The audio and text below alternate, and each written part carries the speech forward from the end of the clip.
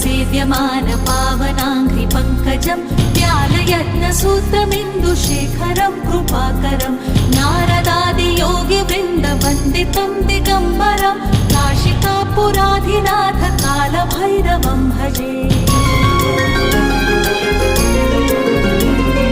भानुकोटिभास्वरं भवाब्धितारकं परं नीलकण्ठमीप्सितार्थदायकं त्रिलोचनं कालकालमम्बुजाक्षमक्षशूलमक्षरं काशिकापुराधिनाथ कालभैरवं भजे।